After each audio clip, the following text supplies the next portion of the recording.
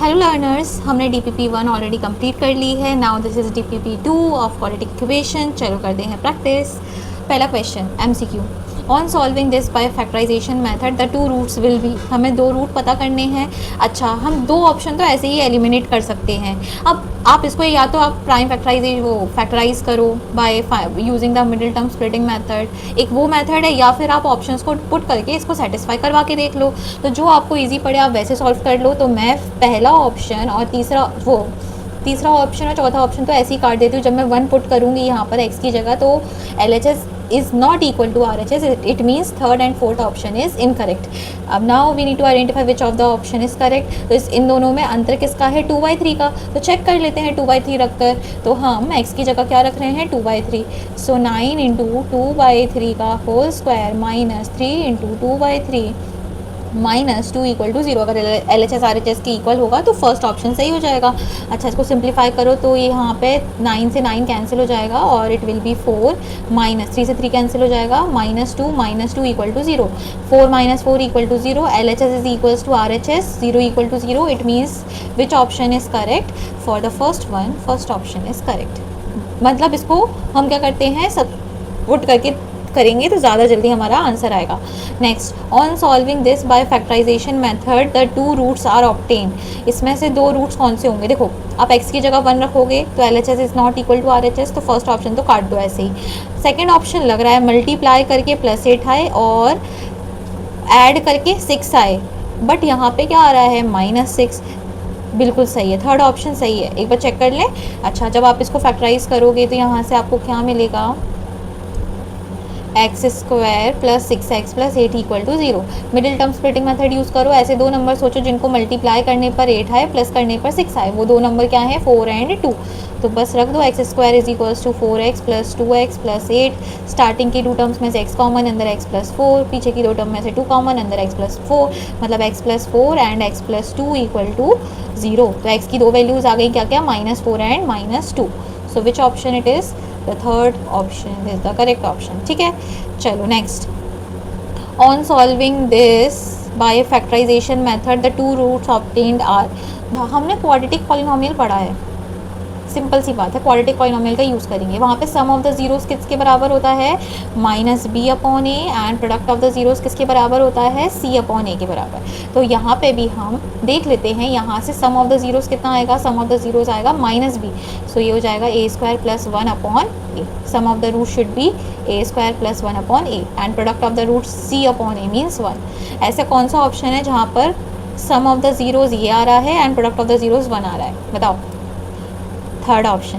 तो बड़ी आसानी से हमने इसको सॉल्व कर लिया। तो सारे चैप्टर, ज़रूरी नहीं है आप इसको क्वाड्रेटिक इक्वेशन से फैक्टराइज करो, या क्वाड्रेटिक फार्मूला भी लगा सकते हैं हम।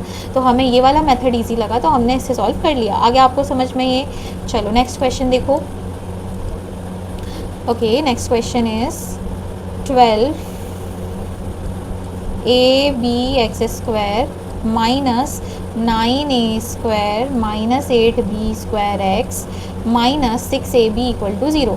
इसमें भी अगेन हम क्या करते हैं? हम वही वाला रिलेशन यूज़ कर लेते हैं। सम ऑफ द जीरोस कितना हो जाएगा? सम ऑफ द जीरोस -b/a, मतलब 9a² minus 8b²/12ab and product of the zeros कितना आना चाहिए? c/a। तो c/a मतलब -6ab/12ab। तो यहाँ से मतलब आपका आना चाहिए माइनस का हाफ। ऐसे कौन से दो नंबर हैं जिनका प्रोडक्ट -½ आ रहा है? ऐसे कौन सा ऑप्शन है जिसके प्रोडक्ट में -½ आ रहा है? इन दोनों को मल्टीप्लाई करके +½ आ रहा है। तो फर्स्ट ऑप्शन नहीं हो सकता, सेकंड ऑप्शन हो सकता है, सेकंड ऑप्शन हो सकता है, थर्ड ऑप्शन दोनों को मल्टीप्लाई करके -½ नहीं आ रहा, सेकंड ऑप्शन नहीं हो सकता, फोर्थ ऑप्शन भी हमारा हो सकता है। अब फोर्थ और सेकंड और फोर्थ में कौन सा ऑप्शन सही है वो हम देख लेते हैं। सम ऑफ द जीरोस कितना आना चाहिए? ये। ओके, तो जब आप इन दोनों को ऐड करोगे, if you add these two, it is going to be 8b² minus 9a² upon कितना आ जाएगा? 12ab। सो ये तो अपोजिट आ रहा है, तो सेकंड ऑप्शन भी इसका आंसर नहीं हो सकता, क्योंकि सम ऑफ द जीरोस कितना आना चाहिए? 9a² minus 8b²। सो कौन सा ऑप्शन सही है? Finally the fourth option is the correct answer. Solving this by factorization method, the two roots factorization method से सॉल्व करो और इसके दो रूट्स बताओ, बता लोगे? कौन सा ऑप्शन सही है? ऐसे दो नंबर सोचो जिनको मल्टीप्लाई करने पर 24 आए और प्लस करने पर 14 आए, तो वो नंबर है 12 एंड 2। बात समझ में आ रहा है? अगर वो दो नंबर 12 और 2 हैं तो कौन से ऑप्शन में 12 और 2 है? सेकेंड ऑप्शन में। ख़त्म। आया समझ में? चलो अब MCQ कर लो फटाफट से, MCQ सॉल्व करो। इसका आंसर क्या होगा? ऐसे दो नंबर सोचो जिनको मल्टीप्लाई करने पर 72 आए, माइनस करने पर 1 आए। क्या है वो? 8 9 दा। सो 8 और 9 कौन से ऑप्शन में है? किसी ऑप्शन में नहीं है, मुझे तो दिख रहा है। किसमें? एस में। सो मैच कर लें। कैसे है इसमें? आप क्या करो, पूरी इक्वेशन में 6 का मल्टीप्लाई कर दो। तो पहला रूट क्या हो जाएगा? माइनस का 9, दूसरा का रूट क्या हो जाएगा? माइनस का 8। सिंप्लीफाई। ओके चलो सही वाला सॉल्व नहीं करते हम, थोड़े इजी वाले कर लेते हैं। जो लास्ट में बचेगा वही डी होगा, वो बी का ऑप्शन होगा। चलो इसको सिंप्लीफाई करो। जब आप इसको सॉल्व करोगे तो कितना हो जाएगा? 2x²। ओके -6 सॉल्व करना पड़ेगा। ऐसे दो नंबर सोचो जिनको मल्टीप्लाई करने पर 6 आए, माइनस करने पर 5 आए। वो दो नंबर क्या है? -3 एंड -2।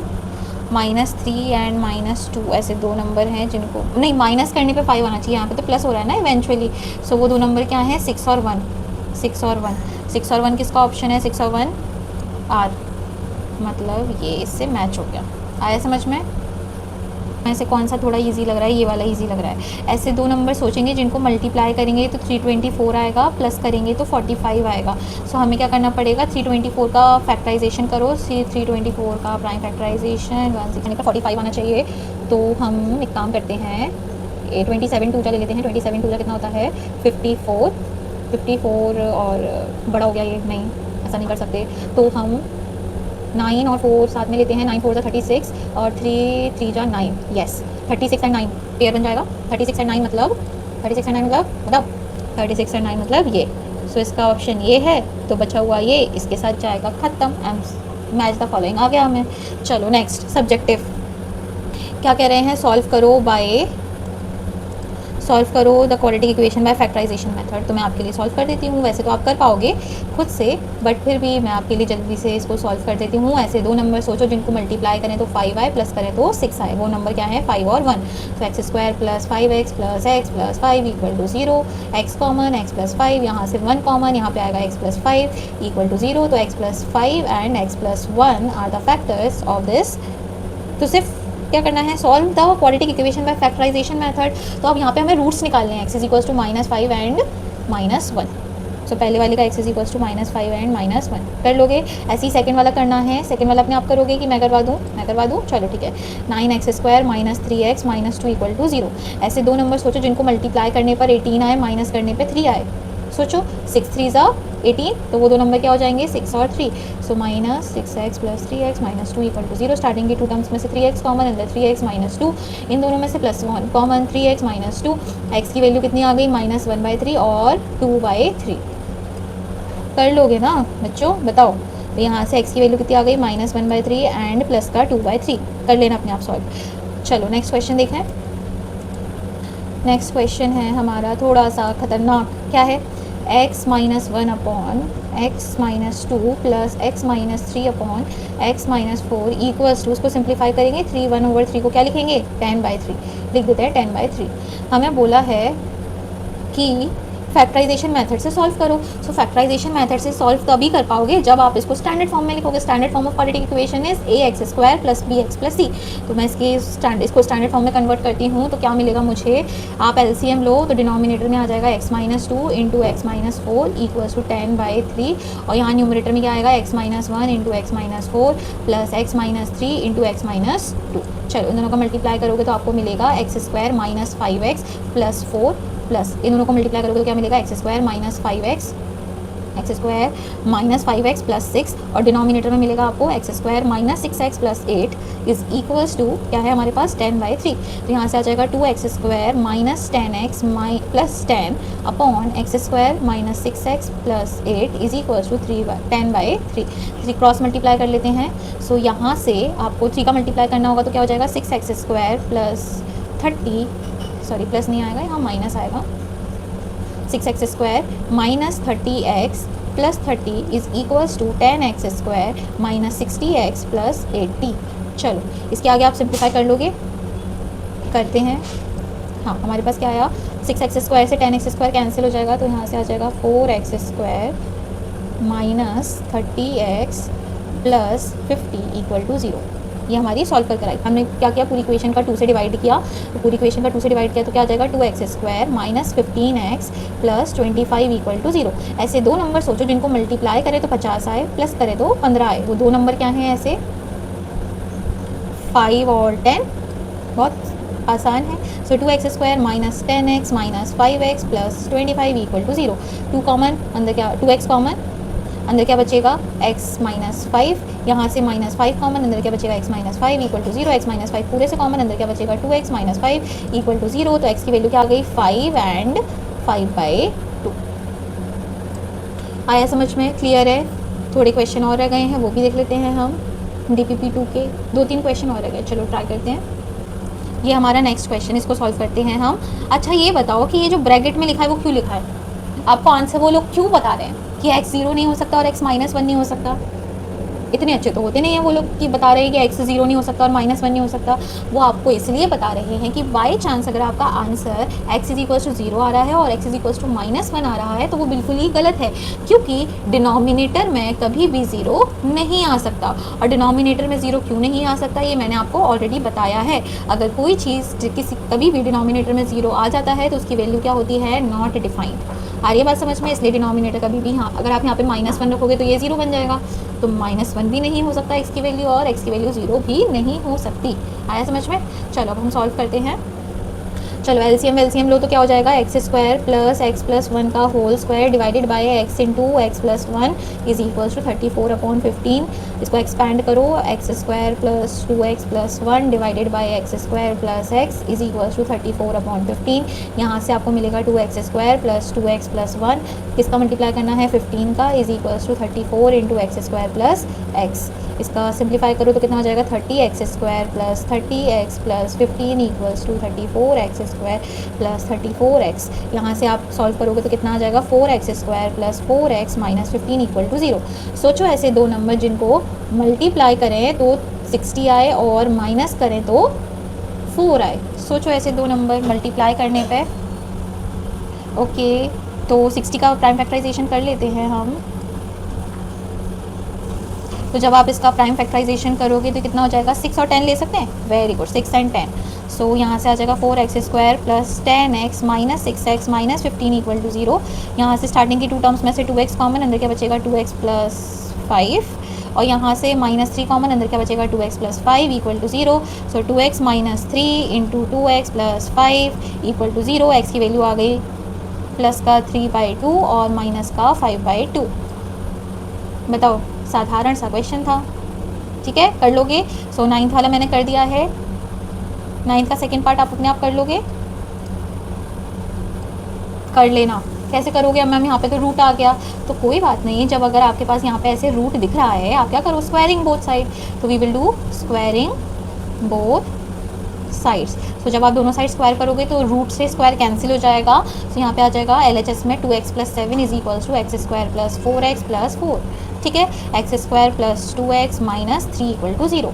सो यहाँ से x² minus 3 sorry plus 3x minus 3 equal to 0। So x plus 3 और x माइनस 1 इक्वल टू 0। तो x की वैल्यू 1 और -3 आ गई। बताओ, ईजी था। चलो नेक्स्ट 10th वाला आपको होमवर्क के लिए दे दूँ मैं, बहुत इजी है। 3x² प्लस 10x माइनस 25, ऐसे दो नंबर सोचने जिनको मल्टीप्लाई करें तो 75 आए, माइनस करें तो 10 आए, सोच लेना अपने आप। अब यहाँ पे थोड़ा सा आप गलत कर सकते हो, वो क्वेश्चन मैं आपको समझा देती हूँ। क्या है, x² minus 3x is equal to 0। Since कैसी इक्वेशन है ये, क्वाड्रेटिक इक्वेशन है, तो उसके 2 जीरोस आएंगे। आप 2 जीरोस क्या लिखोगे, आप पता है एग्जाम में क्या लिख कर आओगे, सिर्फ और सिर्फ x इज इक्वल टू 3। तो एग्जामिनर आपको अगर 2 मार्क्स का क्वेश्चन होगा तो ओनली 1 मार्क्स देगा। बताओ क्यों, क्योंकि हमें दोनों जीरोस लिखने हैं। लिखें, कैसे करेंगे, चलो देखते हैं। x² minus 3x is equal to 0 लिया ना, ठीक है, x कॉमन ले लो तो क्या हो जाएगा, x माइनस 3 इक्वल टू 0। अब ये भी इक्वल टू 0 होगा और ये भी इक्वल टू 0 होगा, तो x की 2 वैल्यू आएंगी, वो 2 वैल्यू क्या होंगी, 0 और 3। आ रही है बात समझ में। नहीं नहीं हमें मैम आप दूसरे तरीके से बताओ, आप इसको ट्रांसपोज क्यों कर रहे हो, आप तो ऐसे ही आंसर निकालो। तो बेटा जब आप ऐसे लिखोगे ना x square is equals to 3x, तो जब भी हम वेरिएबल को कैंसिल आउट करते हैं ना, तो वो वेरिएबल इक्वल टू 0 होता है। बात समझ में आ रही है? ये वाला फंडा मैं आपको ऑलरेडी बता चुकी हूँ। तो यहाँ से भी 2 आंसर आएंगे, यहाँ से भी 2 आंसर आएंगे। नहीं मैम एक और एग्जांपल से आप समझाओ। देखो जैसे मैंने लिखा x माइनस 3 का whole square is equals to यहाँ पे 7 इंटू एक्स माइनस 3 लिखा। मुझे यहाँ से x की वैल्यू निकालनी है। तो पहला तरीका क्या है, मैं इसको एक्सपेंड करूँ और फिर क्वाड्रेटिक इक्वेशन बनाऊँ और थोड़े 4 घंटे लगाऊँ और आंसर निकालूँ। अगर मुझे कॉन्सेप्ट पता होगा मैं डायरेक्ट निकाल सकती हूँ। कैसे? देखो एक एक्स स्क्वायर है ना ये, तो इससे ये पूरा कैंसिल होगा और यहाँ से क्या बन जाएगा x माइनस 3 इक्वल टू 7 और x की वैल्यू कितनी आ जाएगी यहाँ से 10। क्या यही होगा, सिर्फ एक आंसर होगा? नहीं, अब आपके दिमाग में आना चाहिए ये क्वाड्रेटिक इक्वेशन है तो उसके 2 आंसर होने चाहिए। तो बेटा मैंने बताया है जिसको कैंसिल करो उसको भी तो इक्वल टू 0 रखो। तो हमने x माइनस 3 को x माइनस 3 से कैंसिल किया था, तो हम उसको भी तो इक्वल टू 0 रखेंगे। तो x की वैल्यू यहाँ से आपकी आ जाएगी 3। बात समझ में आ रही है? अगर आपको विश्वास नहीं हो तो क्या करो, इसको एक्सपेंड करो, क्वाड्रेटिक इक्वेशन बनाओ, आपको यही 2 आंसर मिलेंगे। सो कमेंट करके बताना क्या आपको यही दोनों आंसर मिल रहे हैं कि नहीं। मैं आपके लिए एक्सपेंड भी कर देती हूँ। क्या आ जाएगा, x square plus 9 minus 6x is equals to 7x minus 21। यहाँ से हो जाएगा एक्स स्क्वायर माइनस 6 माइनस 7 कितना होता है, माइनस का 13 होता है, माइनस 13x और इसको उधर लेकर आओगे तो ये हो जाएगा 30 इक्वल टू 0। देख लो 10 इंटू 3 30, 10 प्लस 3 13 सेटिस्फाई कर रहा है। बाकी आपकी इच्छा, जैसे आपको अगर लेंथी करके करना है तो आप इसको एक्सपेंड करो और सॉल्व करो। बाकी कॉन्सेप्ट आपको मैंने बता दिया है, जो भी आप वेरिएबल ऐसे कैंसिल आउट करते हो ना उसको इक्वल टू क्या रखना है आपको, 0। सो ये DPP2 हमारी यहीं पे समाप्त होती है। अब हम DPP3 सॉल्व करेंगे नेक्स्ट वीडियो में। सो आई होप लर्नर्स आपने अच्छे से प्रैक्टिस कर रहे होंगे, आपको क्वाड्रेटिक इक्वेशन अच्छे से समझ में आ रहा होगा।